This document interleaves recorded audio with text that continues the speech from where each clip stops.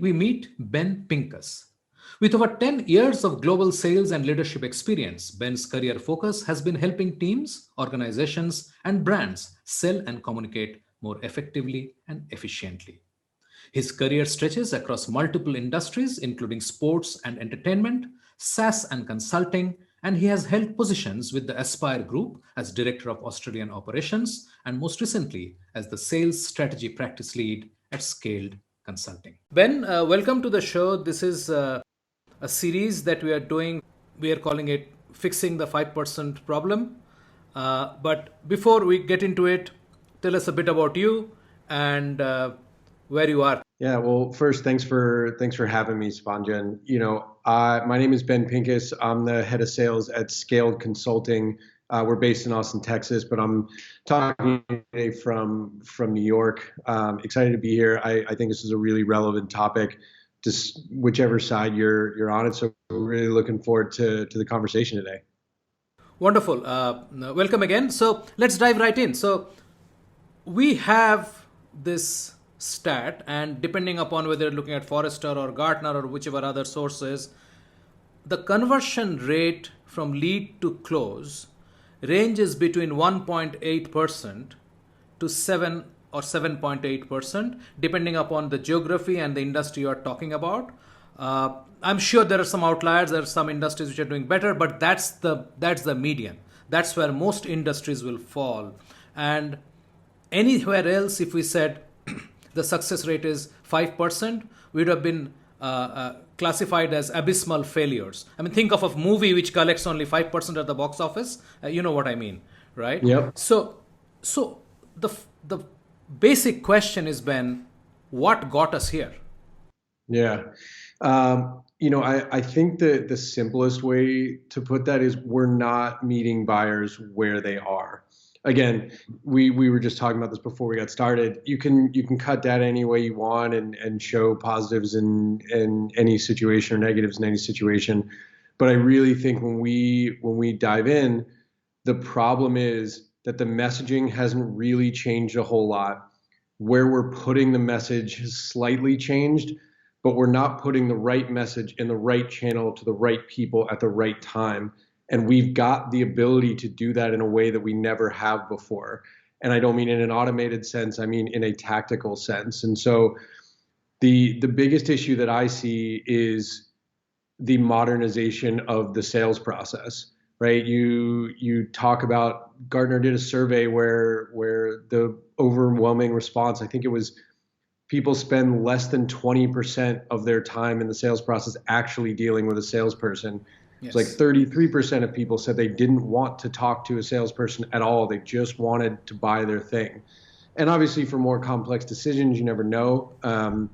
But the problem is that we're still doing the same type of sequence and cadence. There's some organizations that are using LinkedIn more effectively, but we're just, the message isn't hitting the right place at the right time in the right way. And so I think there's more choice out there than ever. And so if you're not gonna give me the thing that I need, or you're not gonna hit the right value proposition, somebody else might. And so I think that is kind of at the core of what I'm seeing, what we're seeing at Scaled.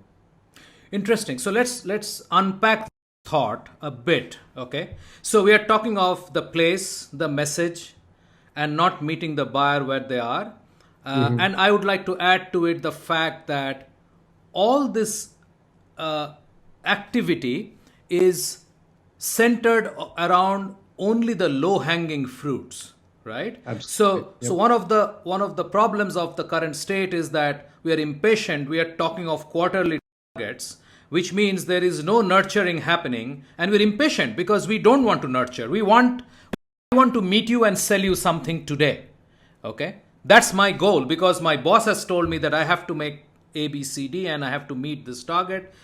So I'm saying, alongside what you said, I would like to add the fact that we have become impatient.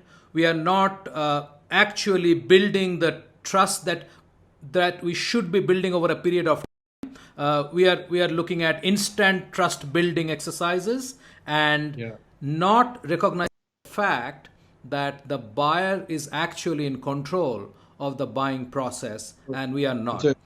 It's a great call out. And we're trying to sell somebody right away, and we're using things that are only valuable to us. We're telling the buyer, this is what we do. This is, the result that we got from this other client right away, right? We're not doing exactly. We're not showing that we understand their business. We're not showing that we understand their goals or their industry.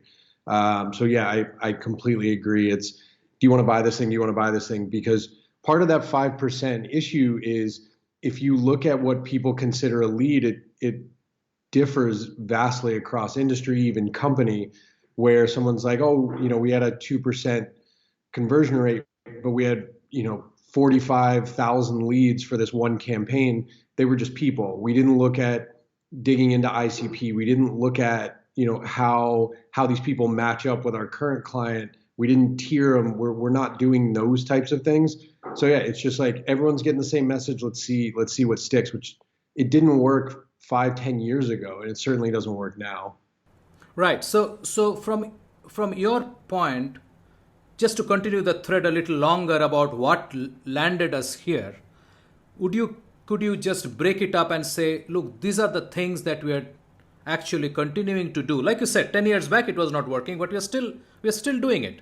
And which is strange Yeah. because we are supposed to be having a lot more data today than we had 10 years back, right? Yeah. All those clicks that we are following and all those things that we are watching, we are generating a ton of data. So again, what's really going wrong? Yeah. It's a really good question. I'll try and do this in succinct order, but I'm sure thoughts might pop Sure. up. The first one is, marketing and sales are still not working together the way that we should. I'm really lucky it's scaled. I've got a partner, Becca Edelman, if she's watching this, shout out, who is always, her focus is, yep, we want to put great content out, we want to add value, but we want to make sure that ultimately what we're trying to do is drive people back into the buying cycle. And so you either have a breakdown where you have a marketer who wants to put out great content but isn't thinking about the end result, or you have a sales team who doesn't really care what marketing's doing and is working in a silo. And so that's where it starts, because then your information is, or either the information or the amount of information just isn't what you want it to be. And so your ability to focus on the right people, you're starting 10 steps back from the jump. The second thing is, you don't have the right cadence sequence at play, right? You're using the same, all right, call on Monday, email on Tuesday, call again on Wednesday and Thursday. And the biggest thing, one of the things we're doing with a lot of our clients is a digital strategy that, especially in the B2B space, relies on LinkedIn. And it's not exactly as you were saying, send a connection to somebody and then send them a direct message saying, hey, do you want to buy this thing? Or even worse, send them an in-mail saying, hey, do you want to buy this thing? Right? Again, going back to adding value, give before you ask. And so the way that we teach and the way that we talk about this is, connect with someone, engage with the content that they've put out on LinkedIn, create content yourself that is designed for the people that are going to buy from you, not to tell them, hey, here's this thing that I do. It's, if you're a leader in this industry, here are things you should be thinking about. Show that you understand what they're going through. And so that by the time you really send that direct message, ask for that meeting, they already know who you are. They already have a little bit of understanding. And as I was saying earlier, they've already done their research on you anyway, but they've done it in a way that you've controlled a little bit. And then the third one I would say is, most organizations have some sort of tech stack, but they don't have a plan for how to use it. They're like, we need a sequencing tool, so let's buy this. Great. We need a CRM, let's buy this. But there's no strategy to think about how they're working together. We're going to do this, and it's going to map to this part of the sales process. And that going all the way down to being documented for the team. So I know if I'm reaching out, I need to use this tool. If we get to the second stage, if X happens, then Y needs to happen. There isn't that strategy, because if we are looking at the modern approach, we need to be using our own technology to serve the buyer, right? If we know that once 48 hours before we have a meeting, we want to send a case study or some relevant content. If that isn't mapped in the process, we don't have a tool for that, and we don't have content for that, as a former sales rep, I'm sure I'm the only one in the world, but I would probably forget from time to time. And so we're just going through the same process that buyers have been going through since, the 90s. And as you said earlier, that's not the way that people approach it. And then the last thing is, I think you hit on it earlier, is we're not following up. It's like if in 72 hours or a week or 2 weeks, we haven't gotten exactly what we wanted, we haven't gotten that meeting, all right, just move them away. We don't have that nurture process. We don't have that focus on, okay, they didn't respond to anything. So here's how we're going to retarget. Or they responded to this, but we didn't get that meeting. So we're going to retarget in a different way. Right. So it's like, all right, we had this campaign, it ran for 3 weeks or a month or 2 weeks. These people said no, we moved them out of the campaign, and then, we'll put them in our database and they'll get email blasts once a month. And that strategy is not going to work. To your point, it's a short-term strategy. There's so much still, as you said earlier, low-hanging fruit that we just leave there. So try to make that succinct for you. Not sure if I achieved the goal, but hopefully that adds a little bit of color.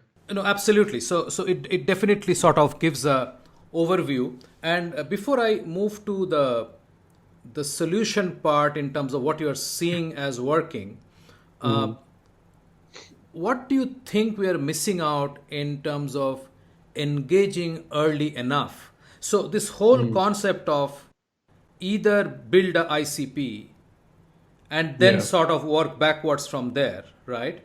Or create a persona based on your current customers, and your ICP is based on your current users, and sort of you analyze who is using it more and what they're using it for, and so on and so forth. How early can we start engaging, and what are we doing wrong in that count? Because everybody is not going to buy this quarter. That's the fact of life, right? Yeah. So we're talking about this year. Exactly. But you cannot lose touch with this person who is likely to buy next year, because your competitor will stay in touch and will sell to that person. So, I mean, the point I'm making is, one of the reasons the conversion is low is because perhaps we are not engaging enough to actually identify those who are ready to buy this quarter and have known us for the last maybe 18 months, seeing our work in the space and so on. So how early can we engage, and how do you think those engagements can happen? It's a really, really good question. You can engage as early as you want. The caveat is you can't engage with, hey, do you want to have a meeting? Do you want to buy this thing? Right? You create campaigns to grow your network, to grow the amount of people who are seeing what you're doing. Right? We have clients who have sales cycles of 18 months. Right? If you go in with that first, like, hey, let's have a meeting, let's start buying this thing, it's just not going to work. And so one of the things that we do is, again, I'll just use LinkedIn as an example. Run a campaign on LinkedIn that is designed to do two things: build the audience and curate content for your ICP. So the first thing, most people on LinkedIn, their connections are full of former coworkers and friends, things like that. They're not, once they get into a new job, they're not connecting with their ICP on a regular basis, right? So even if you are putting content out, people who are seeing it aren't the people who need to see it. And so you use Sales Navigator. If you're in the B2B space and you don't have Sales Navigator, it's like $75 a month. It's a huge miss. But you go and you create lists of your ICP, you multi-thread, so you've got 3 or 4 different touch points in your target accounts, and you've got you connect with as many of those people as possible, right? That way, when you do the second part, which is curating content for them, this is not about, this is who we are, this is what we do. As I was saying, it's, Sabanjan, here is what, if you're a leader in the SaaS space, in marketing technology, in fintech, here are the 3 things you should be thinking about in order to go through a technology transformation, right? It has nothing to do about what we do, it has nothing to do about how much it costs or the services we provide. It's about what you should be thinking about. And when you do that once a week, twice a week, 3 times a week, over time, people see you as a thought leader. People see you as someone who can help them. And so I don't need to tell you, hey, here's what we do. Do you want to set up a meeting? Right? I'm telling you, I know about your space. I know what's important to you. I understand how to solve your problems so that a week later, when I send that first message that's like, hey, know XYZ about your company, thought it might be a good idea for us to connect on this thing. When they start to engage on your profile or your content, you do the same with them. The relationship is there, and it's not designed to close a sale in the first week. It will speed up sales cycles. It will grow your pipeline. It will help with conversion. But it's not, as you said, it's not a quick hit because it's not designed for, all right, I know this person, I connect with them, I'm sending them a message. 2 days later, I'm sending them another one. It's designed, again, to add value, add value, add value. Because that is where, as I said earlier, we're not meeting buyers where they want to be met. That's where they want to be met. What is a decent duration of engagement before one can ask for a meeting to see if there is interest in what we are actually selling? So, like Yeah. you're referring to your colleague, right, who's saying that Yeah. it's not only doing content, but how does it sort of finally get into Mm-hmm. conversion, and how do you get the so how long is this period which is decent uh, Yeah. to build that position up to potential approach? There's no one answer to that, right? Because if we're using that LinkedIn play where we're engaging with them, or we're adding value, 5 days, 3 days, depending on. Um, if someone downloads a piece of content on our website, probably going to be, a bit longer of a play. If we see someone is on our website, clicking around, downloading content day after day after day, it's a shorter version. So I think Sure. the answer to your question is you've got to be tracking what's most important, right? Going back to the tools piece, if you don't have some type of lead scoring system, if you don't have a clear buyer persona and ICP, you're not going to know. You're going to do the same thing for everyone, and that can't be the case anymore. If you get a decision maker who is engaging in the types of activities that would score them really high, and they get the same type of cadence as a mid-level person who might be getting some content to give to their sales reps, it's just you're that's not, again, meeting the buyer where they are. And so there is no one answer, but the answer is you need to have a clear idea of if if someone is engaging in these types of activities, this means this, right? So it's the simple way to put it is lead scoring, but there's got to be different paths because, again, buyers are going to be on your website and never reach out to you, but they're Sure. interested. Buyers are going to reach out right away because they were on a webinar or that kind of thing. People are going to download all of your content and have no interest whatsoever. So you need to be paying attention to what the new buying signals are. The new buying signals are not necessarily just buying questions, right? It's how do they interact on your website? How do they interact with your content? How do they interact in the digital space? So yeah, long story short, there's no one answer, but the answer is you need to know what you're looking for. So let's move on to the solution. So from where you are and from what you are seeing as working, uh, what can we do to change? Say for starters, take it from the Mhm. single digit to a double digit conversion. I think that would be a decent target to have for any organization, right? How do we take it from Yeah. 5 to 10%? So I know I've mentioned it a few times, but for me, it's two things. The first one is have a really clear picture of who we are selling to and who is buying. So there is actually a difference there, right? A lot of times we're like the CEO is signing the check, so she's the one who I need to go after, and I just need to make sure the VP is on board. What we really need to do a better job of is speak to people in a way that matters to them. What matters to the CEO is not the same thing that matters to the VP of sales or the VP of marketing, is not the same thing that matters to the director, is not what matters to the end user, right? And so if we don't have messaging and value propositions designed for at least those first two, maybe three, it's going to be harder to convert, and we're only going to convert the people who are going to relate to that. Whereas if we're talking to a CEO saying, hey, this is going to save you a ton of money because of efficiencies, and we're talking to the VP of sales saying, hey, this is going to make your reps more targeted. We're going to talk to the director saying, hey, your reps are going to hit quota 3 months earlier by doing X, Y, and Z. You give yourself more of a shot.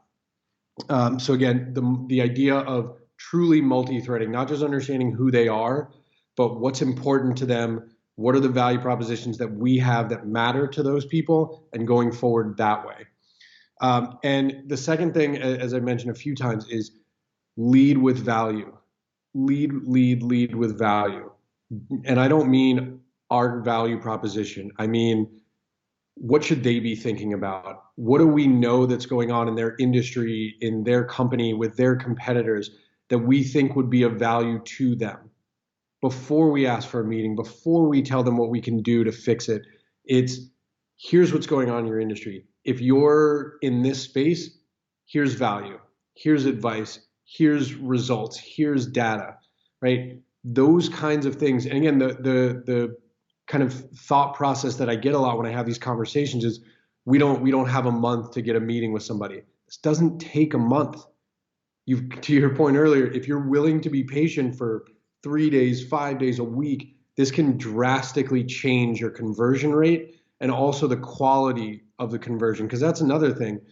We look at how many leads are converting, but what about from the entire population? But what about like within the people that we really want? How are those converting? And then how are those converting to close?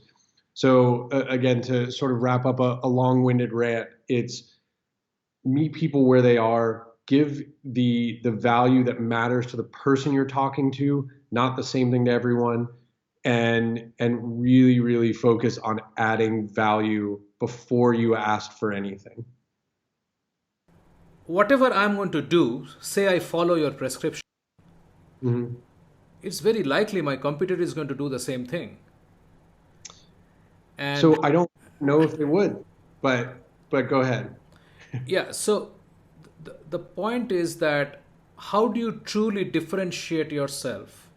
Mm. If you believe that yes, the opportunity identified is a real one, which means this company is going to invest money, they have budgets, they have a need, and that need needs to be fulfilled now, and by now I mean in the next 4, 5, 6 weeks or whatever, my company is likely to do very similar things. How do I differentiate myself there? What are your thoughts? Yeah, it's first thing I would say is you got to understand not everyone's going to choose you. Um, but I think again the differentiator first I would say the idea of your competitor doing the same thing. It's literally what we see is people are not doing this. People are not trying to give value. So I think that is a differentiator in itself. It really really is. But the second thing is this goes back to the sales ops, sales enablement side of things. And is your approach blanket, or if you've got, hey, here are 50 target accounts. Right? If you don't have that level of insight, and I don't, obviously customization, that's not brand new to anybody, right? But if you don't have that deeper level of insight into are they growing? If they're Series B, what was their funding? Who are they funded by? Are they a first-time founder? What are the problems that are normally seen in their particular space? Right? If you're selling in the enterprise space and you have a well-established company, what new problems are coming up? If you don't have that deeper level of insight, yeah, you're not going to differentiate yourself. But I promise you, very few companies are taking that extra step to do what needs to be done to actually show the prospective client that I know your business. I've taken the time to understand how I can help, not just saying I have a solution and I know that we have clients in your space, sending a blanket case study, sending a white paper, but based on research that you've done, that's what it takes now. You can't do what used to be done because everyone's doing that. And so to your point of differentiation, it's here is what I know about your business. Here is what I know about what's coming in the next 6, 8 months. Here's what I know about what's happened in the last 6 months. Here's the thing that needs to happen next. That is a differentiator that very, very few companies are doing. Because again, it's a blanket approach, and we've got 2 million data points, so let's see what sticks. Interesting. So, whose responsibilities really it is? I mean, is it the SDR who is the newest member of the team who is expected to do this, or is it a company leadership level issue? I think it's a mix, right? I think if you tell an SDR, go prospect, go do research, that's not really setting them up for success. So it's on the SDR to do that work, absolutely, but it's also on the SDR manager to make sure that they're coaching to what prospecting versus research actually looks like. It's on the AE to make sure that when they go into that call, they have another level of insight and research, right? Because if you go in with a traditional discovery call, that's another thing. Like, I don't want to say it doesn't serve any purpose, but where we're at and the amount of information that's out there, do we really need to do the traditional discovery calls that exist today? No, we don't. So if you aren't ready with value propositions, and again, the insight where the value prop matters to that person, so it's on the SDR, it's on the SDR manager, it's on the AE. And yeah, exactly as you said, it's certainly on leadership for that to be something that they push, that they talk about, that they do themselves. And then the last part about it is any support, sales ops, sales enablement, sales tools should drive that. If you have Hoovers or Zoom Info, are you just getting names and funding levels and like the basic stuff? Or are you really digging in and looking at articles and getting quotes and seeing what their competitors are doing and all of those things? That needs to be, that should be mandatory. The same way that we're tracking call numbers still, which is crazy, and touch points, we should be tracking insights. We should be tracking before before the meeting, you need to know these 4 things at a minimum, right? That's the sort of stuff where it's everyone's responsibility. It's building the new sales organization. Interesting. Before I let you go, I have a question. What is the conversion percentage you are seeing in your customers that you are talking to? Where are they today? Yeah, it's a good one with us because we're a consulting company, so our services can be somewhat ubiquitous. But what we see is because, as I said, we do a lot of the things that I mentioned today. We do have a tool that helps us score in real time. We do have a tool that helps us from a sequencing and cadencing standpoint. We do have the focus on this person might have the right title, but they're not in our ICP. This person might be in our ICP, but they're not at the right stage, whatever those things might be. So honestly, we see a conversion rate that's pretty high, depending on channel and type of engagement. It can be anywhere from about a third to somewhere in the 8 to 12% range. But again, we are really targeted. We practice what we preach at Scaled. I believe that. So we are a bit higher. But again, for some of our services, we can be as high as a third because we know really, really detailed, like this is what works, this is what matters. In some cases, even if we've got a list or a campaign with hundreds and hundreds of people on it, we still know ultimately what are the value propositions, what are the data points, what's the cadence, what's the follow-up and nurture, like you mentioned earlier, that's going to give us longer-term success too. Tell me, when industries are coming to you to engage, prior your engagement, what is the average that you are seeing? And if you have some different numbers for different verticals, that will be fine too, if you can share.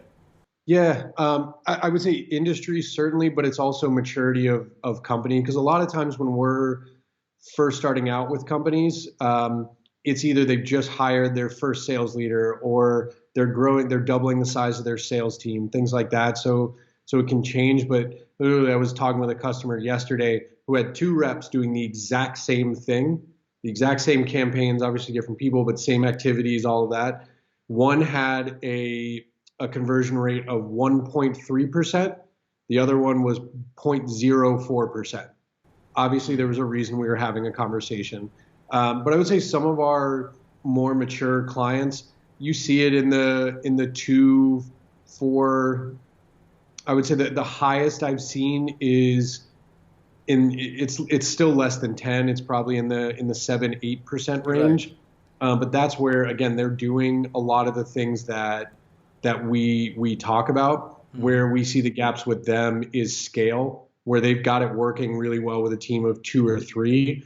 But when you're going to 10 or 20, or you're going from 20 to 50, can your processes scale with that and the amount of data that you're going to need? Because a lot of times what we see is people are just, well, we have more people, let's just throw more leads in there. And then you kind of circle back around to, well, we're just reaching out to anybody. Sure. Yeah, great. So, final question. You mentioned that you use some tools for certain activities, right? Are Yep. these proprietary tools for yours, or are you using something which you can name? Yeah, happy to share. We are we don't have we've got really strong partnerships and relationships. They're not proprietary tools. We use Outreach.io for kind of sequencing, cadencing, and tracking a lot of our activities. Sales Wings is one that's relatively new for us, but is helping with the lead scoring through directly through Salesforce, which is great. Website traffic, all of that kind of comes into play there. Another one that's actually been really good for our team is Vidyard, we use Vidyard, but a video selling tool of some sort. Again, it's more engaging. Your open rates on those initial messages are significantly higher. Which I think there's quite a few. Insight Squared is another one where we're getting more detailed information on who the people are we should be going after. What are we seeing from our activity, and really data insight is big for us there. There's a few others, Sure. but those are the ones that I think, as from what we've talked about today, make sense. Great. Thanks, Ben. This was great, and I hope you enjoyed the chat. I definitely did. Yeah, Samajan, thank you so much for having me. This was great, and I'm excited to see these, and I know there's quite a few people that you've brought into this conversation. So excited to see the differing viewpoints, and hopefully we're going to solve the 5% problem. Absolutely. Thank you so much.